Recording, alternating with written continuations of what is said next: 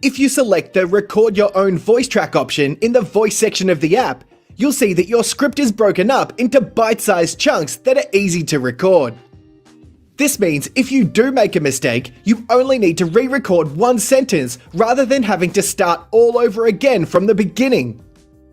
To record your sentence, you can click this record button, wait for the timer, record your sentence, and then click the stop button. Once the recording uploads, you'll see an option here to listen to the recording, and this option if you want to re-record your sentence. When you're happy with the recording, you can click this button to go to the next sentence and repeat the process.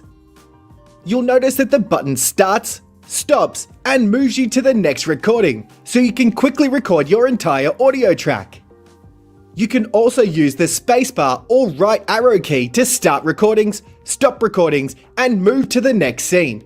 This means you don't need to click the mouse at all unless you make a mistake recording and need to re-record a sentence. The re-record button can't be activated by keyboard shortcuts to prevent accidentally re-recording over a good take.